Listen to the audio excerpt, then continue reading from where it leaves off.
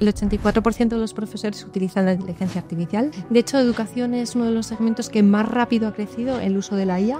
Estamos hoy con María Comín. Ella es directora de educación en Microsoft. Vienes de formación financiera, pero eres una apasionada de la tecnología, de la educación. Además, estás en un montón de salados que ahora te preguntaré más en detalle. ¿La IA nos elimina el pensamiento crítico de alguna forma? Al revés, solo el 10% de los estudiantes creen que la IA podría llegar a sustituir a su docente, con lo cual aprecian muchísimo el valor del docente.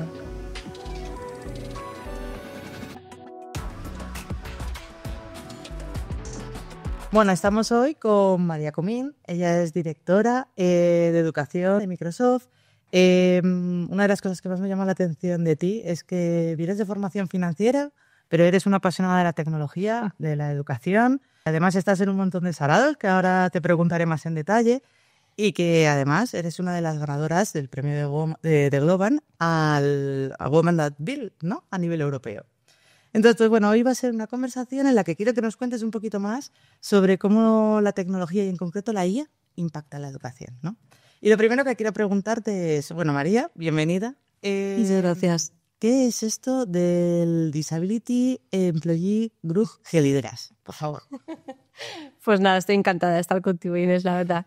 La verdad es que, bueno, ese nombre que parece un poco extraño no es nada más que un grupo de voluntarios dentro de Microsoft. Somos empleados de Microsoft que, además de tener cada uno nuestros roles diferentes, pues tenemos un punto en común y una pasión que es la discapacidad, y es ayudar a las personas con discapacidad, primero a darles visibilidad, a mostrar todo el talento que tienen y cómo ellos también pueden desarrollar su máximo potencial, e incluso también que la sociedad lo valore, ¿no? Que valore todo lo que puedan llegar a aportar, y intentar hacer que este mundo sea cada vez más accesible para ellos. Que bueno, estoy segura de que la IA ahí tiene un protagonismo importante, ¿no? Ya hablaremos de ello un poquito más adelante, pero primero, ¿qué hace Microsoft con la IA en el ámbito de la educación? ¿Qué es lo que estáis en la parte preuniversitaria, que es donde tú estás, ¿no? Eso es. Cuéntame un poquito.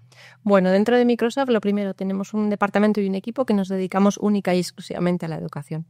Somos diferentes profesionales, hay profesores, hay ingenieros, expertos en seguridad.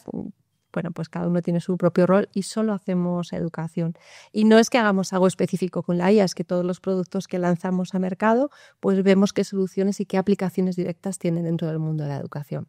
Digamos que la inteligencia artificial, que acaba de llegar, como quien dice, hace 3 años, pues ha entrado en todas partes, ¿no? Yo creo que ya no somos capaces de hacer nada sin consultar a cualquier inteligencia artificial. Totalmente. De hecho, hay algunos que demasiado, ¿no? Y eso se nota, ¿no? Pero claro, hablamos de cómo introducir esta tecnología en concreto, vamos a centrarnos en esto, dentro de las aulas, ¿no? ¿Qué es lo primero? Supongo que empezamos por los profesores, ¿no? Obviamente, de hecho, nosotros lo que hacemos sobre todo es dirigir nuestra tecnología a los docentes, para que ellos guíen y acompañen a los alumnos en todo su proceso formativo y de educación. No se trata de hoy estudio IA, mañana estudio matemáticas, sino cómo puede la inteligencia artificial y toda la tecnología y todos los recursos que tengamos a disposición en el aula para alcanzar unos objetivos. Lo bueno que tiene es que la IA se adapta a cualquier persona en cualquier momento y en cualquier temática.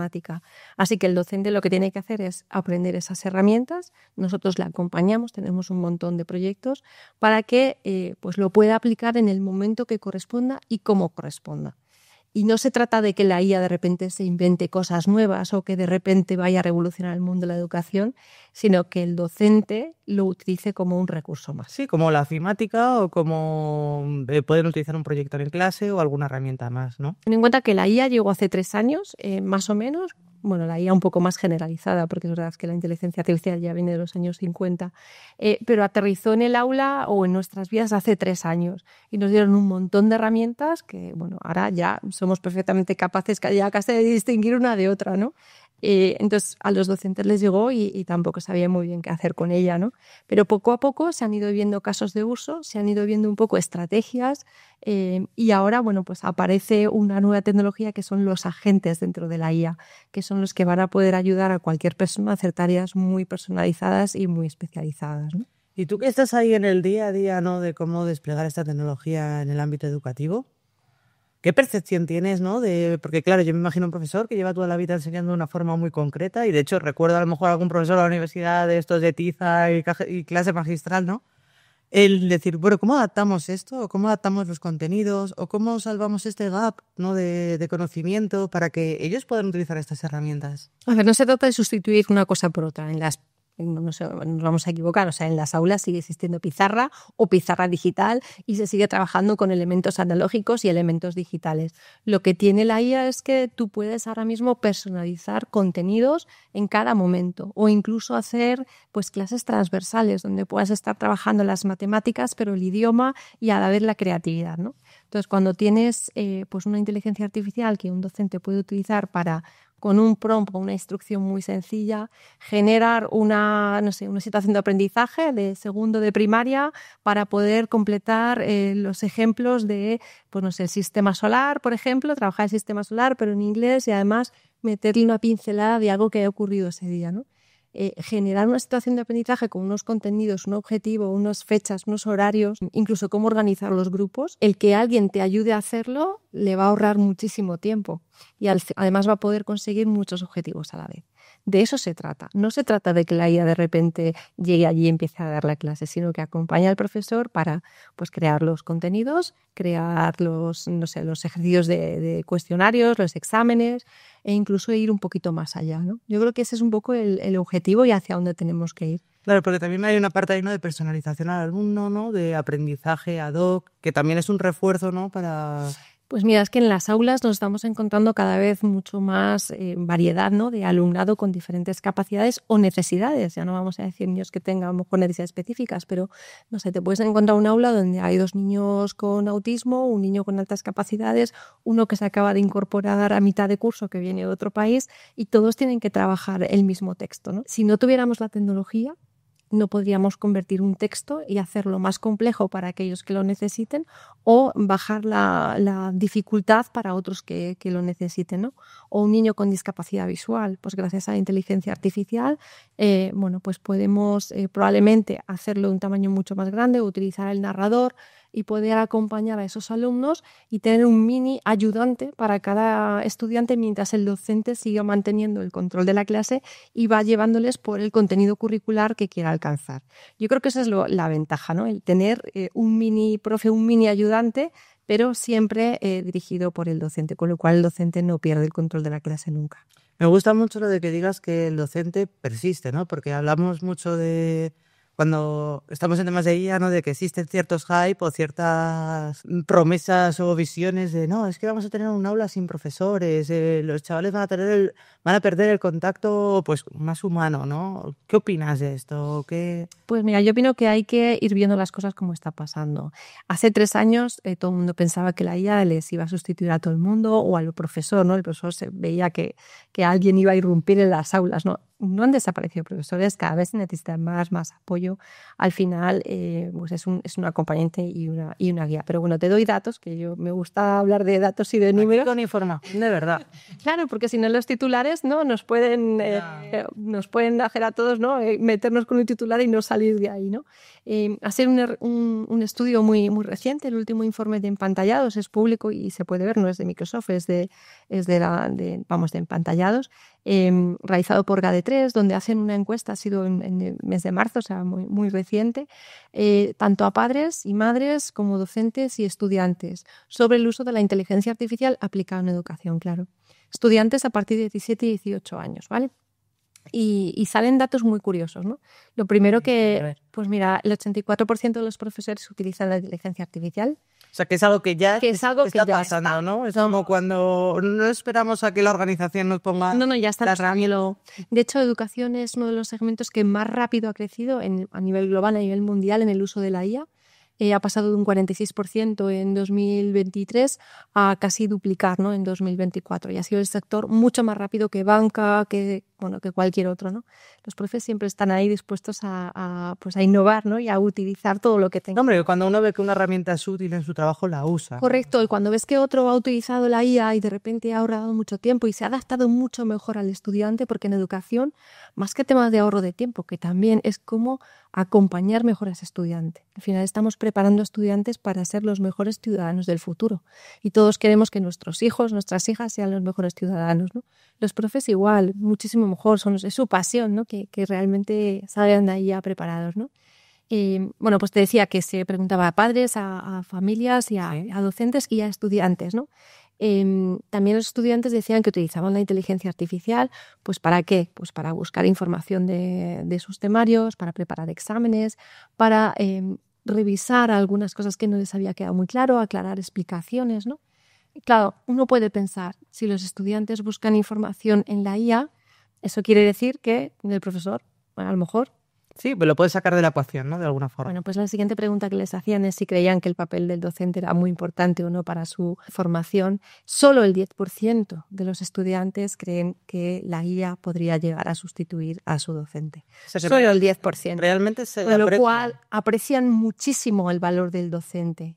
Creo que lejos de sustituir, lo que está haciendo es engrandecer todavía más al docente, que puede estar mucho más tiempo con ese alumno, que puede mirarle a los ojos y le puede acompañar y que realmente está teniendo una conexión mucho más profunda. Y es hacia ahí hasta donde tenemos que tender.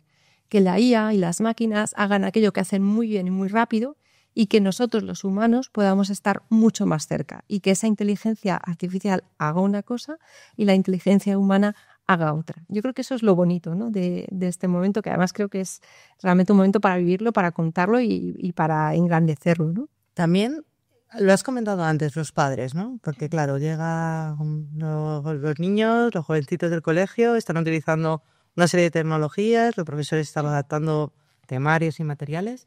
¿Ellos cómo lo perciben o cómo se aproximan también a ello? Bueno, los padres son profesionales como tú, como yo, que están utilizando la IA en sus negocios, en sus trabajos, o sea que para ellos no es que sea algo nuevo, ¿no? Pero de repente han descubierto que con la IA pueden ayudar mejor a sus hijos y a sus hijas en la preparación de los exámenes, en la adaptación de materiales. Sí, porque si te llega tu hijo y te dice, hazme un Ruffini, te quedas como diciendo, ¿esto qué era, no? Pero...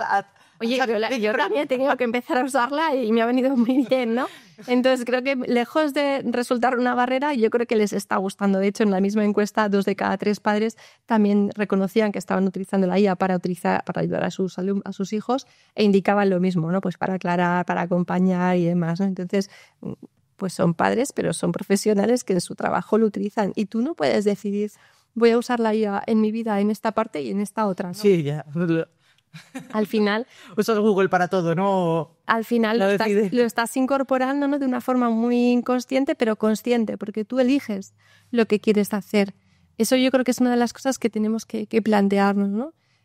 La IA está ahí, pero, ojo, yo soy la que voy a pilotar, ¿no? Y la IA es mi copiloto, mi copilot que me está tuyando, pero yo soy la que dirijo mi clase, yo soy la que dirijo mi vida, yo soy la que dirijo hacia dónde tengo que ir, ¿no? Qué bueno. Estábamos hablando de que, bueno, al final tú participas o digamos que ayudas a aterrizar a escuelas, a colegios, a institutos, pues toda esta tecnología, ¿no? ¿Algún caso así que digas, jóvenes, esto tuvo un impacto increíble o lo recuerdo con especial cariño porque tiene un componente también, pues... Es muy bonito y es una de las cosas por la que más me gusta la educación, ¿no? Como la tecnología realmente la tecnología puede cambiar empresas, puede cambiar, no sé, situaciones, pero cambiar y mejorar la vida de un niño que luego puede ir creciendo y puede ir aprendiendo y desarrollándose, eso no tiene motivación. No tiene precio, ¿no? Y es espectacular. Hay muchísimos niveles, pero sí que recuerdo uno ya hace 2 años, ¿no? Y me llamó mucha atención. Fui a un congreso, fui a Murcia, a un congreso de tecnología, todavía no estamos hablando tanto de ella, ¿no? Y había una niña que tenía dificultad visual, tenía solo un 10% de visión en un ojo y en el otro prácticamente nada, era albina, tenía 9 años y le encantaba jugar a Minecraft. Pero claro, siempre jugaba a Minecraft con su madre, ¿no? Que era la que le indicaba, le leía, entonces ella veía un poquito así de sombras, movía el muñeco, ¿no? Bueno, pues teníamos unos talleres, teníamos una ponencia y unos talleres, uno de los talleres de Minecraft. Dentro de Minecraft tenemos una de las utilidades de accesibilidad de Microsoft, que está en todas las herramientas de Microsoft, que se llama lector inmersivo. Le mostramos el lector inmersivo, que lo único que hace es abrir una pantalla, el texto se puede hacer más grande, puedes adaptar el tipo de letra, bueno, te lo personaliza como tú quieras, y tiene el narrador, tiene la función de narrador además de traducir los textos. Claro, en el momento en el que ella podía activar el narrador y le contaba la historia de Minecraft y le leía los carteles, ¿no? Las actividades que tenía que hacer o los retos, y ella se dio cuenta que podía ser independiente y autónoma y que no necesitaba a su madre, fue espectacular. De hecho, lo decía, dice, es la primera vez que he podido jugar a Minecraft sola, sin mi madre. Entonces, sí, que la habilita. Que la habilita, ¿no? Que la tecnología habilite a que una persona con una dificultad realmente pueda ser independiente, autónoma, ese orgullo, ¿no? Esa sensación de sentirse orgullosa de haber hecho algo por sí misma. La madre, claro, llorando, ¿no? Y todos allí mirándoles, fue espectacular, ¿no? Entonces, ese tipo de cosas son las que realmente motivan, ¿no? Para seguir avanzando. Y ya te digo que fue hace 2 años, ¿eh? Ahora con la IA hay muchísimos casos de adaptar. Claro, de que puedes adaptar los contenidos a las diferentes necesidades. Claro. O sea, estamos hablando de otro tipo de educación mucho más personalizada, ¿no? Mira, hay un ejemplo también muy claro. Hace poquito también una niña con autismo tenía que estudiar temas de francés. La profesora le dio un PDF pues con lo típico, ¿no? Los pronombres, pero todo en plan texto, ¿no? En plan resumido. Esta niña con autismo complicadísimo, no se le quedaba y tal. Entonces lo pasamos por Copilot y le pedí con un prompt larguísimo pues que le adaptara estos contenidos, que lo pusiera en formato diálogo de una serie de personajes que no voy a decir de dónde por no hacer publicidad, pero que es algo que a ella le gusta mucho, ¿no? Y que realmente le redactar una especie de cuento, ¿no? Con preguntas, respuestas de cada uno de los personajes y que luego le hiciera un cuestionario, que le pusiera emoticonos y demás, ¿no? Al final de una hoja de PDF salieron 8 páginas que le encantaron, empezó a leerlo, le pareció maravilloso y el final es que aprendió ese contenido de francés que nos resultaba muy difícil de aprender y que gracias a eso lo pudieron personalizar. De una forma muy sencilla, ¿no? Es muy sencilla. Rápida, no es que digas, para esta vertical con este problema en concreto adapto este contenido, ¿no? ¿Sabes qué pasa? Que cuanto más lo usas al final, más ideas se te ocurren, ¿no? Y más vas adaptando. Es como un círculo vicioso, ¿no? Y al final se te encuentras nuevas formas de trabajar con diferentes necesidades. Y eso, lejos de hacerme menos creativa, me hace más creativa, porque se me ocurren cosas nuevas para hacer y a ellos se les ocurren cosas nuevas, ¿no? Entonces es algo, cuanto más lo usas, más utilidad le sacas y en este caso, pues mayor impacto, ¿no? Qué bueno. Están muy claros los beneficios, ¿no? De utilizar la IA para educación que hemos estado comentando, pues algunos, ¿no? Pero siempre hay riesgos, ¿no? Podemos empezar por el tema más de la parte de seguridad, ¿no? Es decir, está bien utilizar la IA, pero hay que usarla en un contexto que nos proteja y en un contexto en el que estemos seguros de que lo que se está dando a la gente pues sea el contenido real y que pues estemos protegidos de alguna forma desde el punto más de vista, ¿no? De pues que estamos con niños o con adolescentes, ¿no? ¿Cómo enfocáis eso? ¿Cómo lo abordáis desde Microsoft? Bueno, yo creo que el tema de la privacidad de los datos es algo que aunque parece que todo el mundo lo tiene ya muy asumido, hay que seguir insistiendo, ¿no? Ya no porque sea una IA, sino porque sea cualquier software. Entonces yo siempre les digo a los docentes, a las familias, a todo el mundo, que antes de utilizar cualquier plataforma o cualquier software, que lean muy bien qué van a hacer con esos datos, dónde están ubicados, cómo se van a trabajar. Ya no porque sean menores, yo en mi vida privada también lo hago, ¿no? Porque al final es lo más privado que tenemos y más importante, que son nuestros datos y nuestra información. Y si son menores, pues todavía más, ¿no? Entonces, en ese contexto, obviamente hay muchos riesgos, ¿no? Y cuando uno se pone a trabajar con un software o con una inteligencia artificial, en este caso, pues tenemos que estar muy seguros con quién estamos trabajando. Hay que asegurarse que esa IA y que esos datos son privados, que no van a salir, que no van a ir a ningún otro sitio, que no van a entrenar nada. Y que se va a proteger. Yo puedo hablar de mi parte, que es desde Microsoft, y que para eso... Y para eso estamos aquí, para que me cuentes qué es lo que conoces. Entonces, lo que hacemos nosotros es, primero, dentro del mundo de educación, cuando se trabaja con Office 365 y con la plataforma que tenemos nosotros ubicada, todos los temas, todos los espacios donde un docente trabaja con sus alumnos, al ser directamente educativos, están totalmente protegidos y están y residen en la Unión Europea. Y además nadie puede acceder a ellos, no se va a trabajar desde fuera. Y eso es el primer derecho que tenemos que tener. Independientemente si tienes una licencia u otra. Cualquier licencia, desde la gratuita, que por cierto, Office 365 es gratuito para docentes y para alumnos, está totalmente protegido. Y a partir de ahí, pues Microsoft no tiene acceso a los datos, no utiliza los datos para nada. Si se utiliza la inteligencia artificial, se utiliza Copilot, obviamente esos datos están privados y no van a ningún sitio. Y ese es el primer por donde tenemos que pasar, ¿no? Me agrada escuchar eso, ¿no? Porque vi cuando me dicen, no vamos a utilizar esta herramienta de AI, es como, ¿dónde está? ¿Con qué algoritmo se entrena? Está en local, está en la nube, ¿quién tiene acceso? Se reentrena con mi información y es como, claro, cuando hay mucha gente que habla de la IA, ¿no? Y cuando le preguntas eso es como, no sé. Y es que eso es lo primero que tenemos que saber. Eso es lo primero. Hay que saber lo que es la IA, hay que saber dónde están los datos y luego hay que saber con qué certificados cuenta esa compañía, ¿no? Entonces, en este aspecto, nosotros tenemos los certificados de seguridad del Esquema Nacional de Seguridad de nivel alto en todas nuestras nubes, ¿no? De Liens en todas nuestras nubes, y fuimos los primeros también en obtener en inteligencia artificial. Todos nuestros proyectos, nuestros productos están certificados y renovados. Y bueno, somos los primeros que lo hemos obtenido, ¿no? Incluso temas también de calidad, ¿no? Hemos sacado también un certificado con AENOR con temas de calidad en inteligencia artificial. O sea, vamos muy, muy adelante, ¿no? En ese aspecto. Y luego, pues claro, obviamente lo que tú dices, ¿no? Hay que tener una infraestructura segura, eso es parte de nuestros principios de uso ético y responsable, ¿no? Háblame un poco de eso, de esa parte. Pues mira, porque ya no solo has desarrollado mucha IA, pero nos hemos quedado muy atrás en la parte de explicabilidad, de IA, pues eso de los sesgos, ¿qué pasa con los sesgos? ¿No? Es un tema muy, muy importante y es tan importante el saber utilizarlo como enseñar a los futuros ciudadanos a usarlo bien.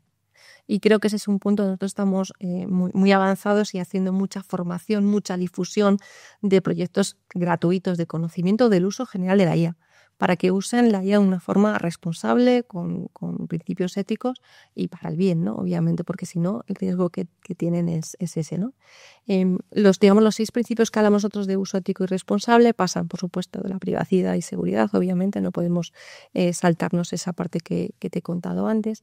Hablamos también de una parte de equidad que me parece muy importante, y es asegurarte que que la inteligencia artificial, los sistemas de inteligencia artificial tratan a todas las personas de manera justa y que no la utilizan. Me interesa mucho esto y no sé si puedes contarme cómo lo hacéis.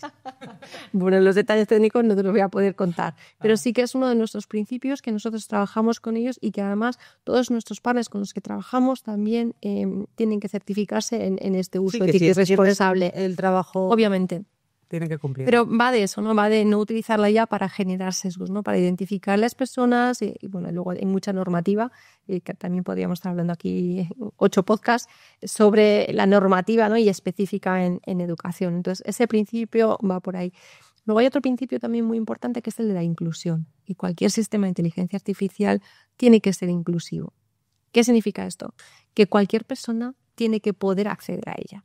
Esto del multiacceso, ¿no? Que puedes entrar por voz, por texto, tiene que ser real. No podemos poner barreras para que las personas con algún tipo de discapacidad o con una capacidad diferente no puedan acceder a ella. Además, la diversidad lo que hace es enriquecer más aún los modelos, ¿no? Cuando tú tienes diferencias, ¿no? Entre las personas en los proyectos, pues esa diversidad genera mucha más innovación. Tu equipo comentabas antes, es multidisciplinar, me ha llamado la atención, ¿no? Hay educadores, hay gente de tecnología. Claro. Y es cómo se construyen bien los productos, ¿no? Sobre todo trabajando en este sector, ¿no? Porque tú no puedes ir a un aula y hablar de conceptos técnicos. Si es la persona que tienes enfrente, ¿no? Tú tienes que entender cuál es su problema, su necesidad, claro, trasladarla, escucharles. Hay que escucharles mucho para, bueno, todo ese feedback recogerlo y luego devolverlo, ¿no? A un proyecto nuevo. Y esa parte es fundamental, ¿no? Y luego hay 2 puntos más dentro de los 6 principios. Uno es el de la transparencia, ¿no? El de explicar muy bien los usos de la IA, cómo se están generando, gestionando toda esta parte, o en cualquier proyecto que tengas. Y luego la parte de responsabilidad. Hay que exigir responsabilidad a esas empresas con las que estamos trabajando. Digamos que esos son los 6 principios sobre los que nos basamos y trabajamos con nuestros partners para que los puedan cumplir también. Y muy importante, esto debe ser trasladado a los docentes, a las familias y a los estudiantes, porque serán los ciudadanos del futuro que tengan que tomar decisiones muy importantes. Así que queremos que estén muy bien formados. Claro, porque, y esto es algo que lo discuto con mucha gente y que todos estamos muy de acuerdo, y es, existe una democratización de la inteligencia artificial, pero nadie nos ha enseñado, sabemos cómo funciona, sabemos usarla, pero no sabemos cómo funciona, ¿no? Y tiene que ver mucho con estos principios que hablábamos antes, ¿no? Entonces necesitamos gente que haga esa labor divulgativa, ¿no? Porque, pues bueno, nos ha venido así, no hemos tenido tiempo de procesarla. Nos ha venido y tenemos que, bueno, pues llegar cuanta más personas mejor. Todo, yo creo que tiene que ser una asignatura, no sé si es asignatura, pero unos conocimientos básicos que se tienen que adquirir, porque es que si no lo van a adquirir mal en otro sitio y no van a saber trabajar con ello. Entonces yo creo que entre todos tenemos la responsabilidad, digámoslo así, un poco más, ¿no? de hacer llegar y de conocer y de, porque si no sabes algo, si no lo dominas, si no lo controlas, el riesgo es que se utiliza mal. Entonces, bueno, yo creo que es una de las cosas que más hay que... Hemos hablado de los padres, estábamos hablando hemos hablado de los profesores, de los alumnos, estábamos con la parte de los riesgos. La dependencia excesiva, ¿no? De cualquier cosa se la pregunto a una IA para ver qué me dicen, o el típico folio, mira el folio en blanco. Claro. ¿Eso cómo se empuja? Mira, yo creo que hay que tener muy claro para qué usamos cada cosa. Es decir, yo tengo coche, pero no voy a coger el coche siempre para todo. Identificaré. Que sí. Pero si quiero tener, no sé, una salud, ¿no? O quiero tener, soy consciente, yo creo que hay que tener ese sentido de responsabilidad también, ¿no? Pero sí que es verdad que todo el mundo siempre se ha enfrentado a un folio, al miedo del folio en blanco, ¿no? Tú lo has dicho, ¿no? O siempre alguien ha tenido una reunión y no le ha dado tiempo a apuntar todas las notas, o no sé, siempre estás buscando algo y a lo mejor no lo encuentras, ¿no? Yo creo que esos son los 3 típicos casos en los que una inteligencia artificial lo va a hacer mucho más rápido que tú, pero yo nunca voy a dejar que la IA tome la decisión, yo soy la que voy a decidir. Yo puedo pedirle a la IA, redáctame un borrador para un discurso que voy a dar en tal sitio para tal persona, pero si yo cojo, copio y pego o lo leo directamente, no estaría haciendo nada diferente a lo que hacíamos con el Rincón del Vago, que era ir a una página y descargarnos. Y eso no me va a aportar nada. Lo que va a aportar, y de hecho el World Economic Forum, el último reporte del Future Jobs Report que salió este año en febrero, indica cuáles son las habilidades que van a ser más necesarias en la época de la inteligencia artificial, en la era de la inteligencia artificial. De las 10 primeras, la sexta es el conocimiento en la IA. Obviamente es imprescindible conocerlo, pero tanto las 4 o 5 primeras como las otras son todas habilidades, entre comillas, blandas. Para mí no son blandas, son las más fuertes del mercado, ¿no? Porque son la resiliencia, la capacidad de comunicar, la flexibilidad, la creatividad, la capacidad de saber delegar. Todas son habilidades humanas que se van adquiriendo con la madurez, con la experiencia, con el conocimiento, con la guía, con lo cual es mucho más importante todavía la interacción humana que antes, porque la IA o las máquinas van a hacer cosas muy rápido, pero los humanos son los que van a tomar las decisiones, los que van a tener esa cercanía con las personas, y es mucho más importante desarrollar eso ahora que antes. Yo creo que lejos de...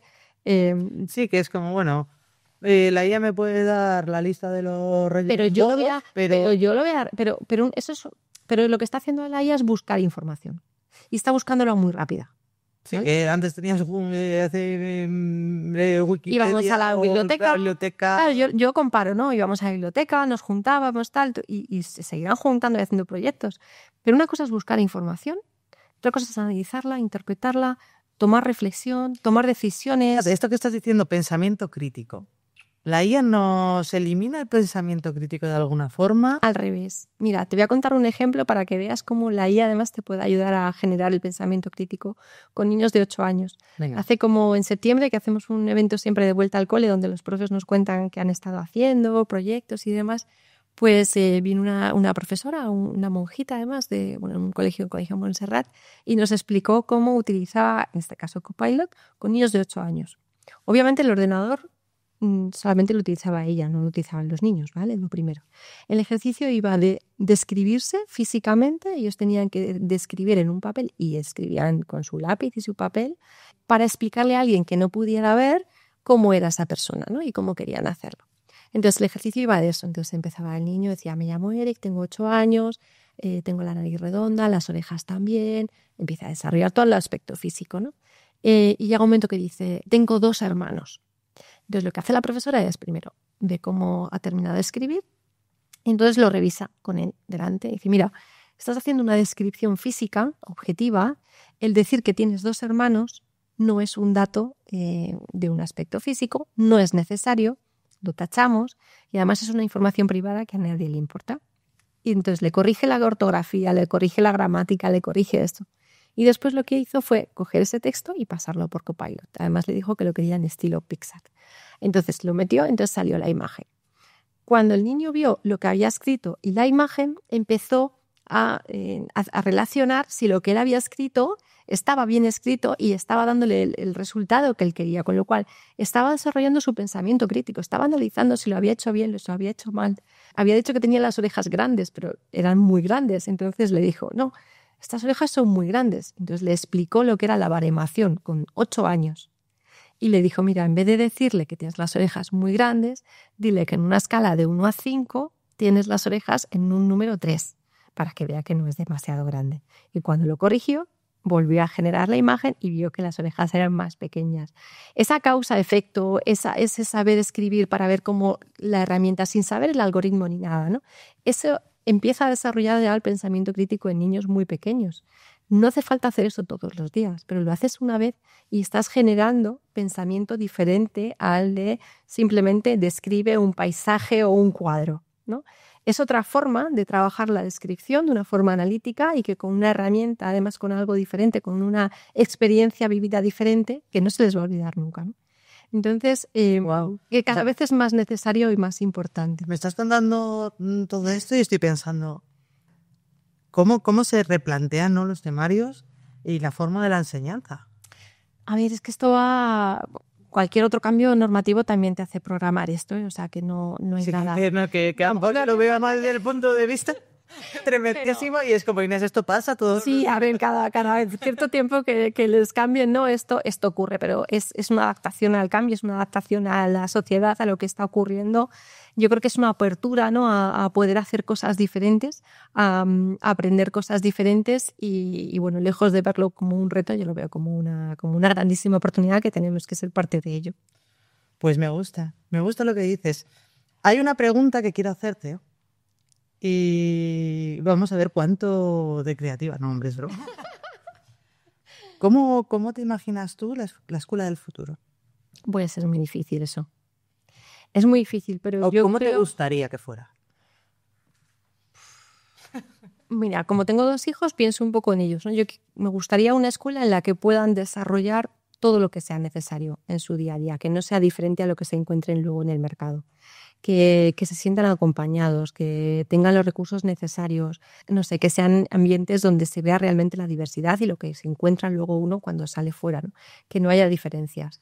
Yo creo que es un poco hacia donde tiene que ir. En cuanto a los espacios, pues es que es muy difícil, ¿no? El pensar Con cómo todo lo puede que ser cambia. la escuela del futuro, ¿no? Pero yo creo que tiene que estar todo muy integrado, ¿no? Que va a ser un sitio donde se va a aprender absolutamente todo, no tan en departamentos o en silos, sino mucho más integrado. De hecho, ya lo estamos viendo, y donde realmente formen personas, ¿no?, con conocimientos, por supuesto, que son súper básicos y necesarios, pero mucho de habilidades, ¿no? Porque si no, luego cuando salen, no sé, en tu caso, yo cuando salí de la universidad no estaba preparada todavía. Y Yo todavía no sé si estoy preparada. Entonces yo creo que va un poco por ahí, ¿no? Y poco a poco pues se van viendo cosas diferentes, lo cual me enorgullece, ¿no? Pero me gusta porque esas habilidades que comentabas, el reporte del World Economic Forum, tal, creo que son de las más imprescindibles y más escasas en mercado, ¿no? Y que no te enseñan. Que no te enseñan, que luego vas aprendiendo. ¿Aprendes o naces con ellas? Porque de alguna forma... Pero son las más importantes, porque luego tú vas a aprender un trabajo, vas a aprender otro. Tienes que tener una base de conocimiento, por supuesto, base de IA, base de, pues no sé, antes era importantísimo, ¿no?, el saber aprender a escribir en máquina, ¿no? Y el que no aprendió en ese momento, pues luego tuvo que ponerse las pilas, ¿no? Pero, por ejemplo, el aprender a comunicarse, el aprender a hacer una exposición, eso es vital, ¿no? El poder enfrentarte a un público, a una reunión, ¿no?, y saber explicar, convencer, entender al otro, la empatía. Todo eso es algo que se tiene que seguir desarrollando cada vez más, pues para tener esos ciudadanos del futuro, ¿no? Y que, sobre todo, Inés, que nos lideren bien y que lideren bien estos países. Lo necesitamos. Bueno, María, oye, muchísimas gracias por tu tiempo. Creo que es súper interesante y muchísimas gracias por venir. A ti por este ratito. Muchísimas gracias. Me alegro.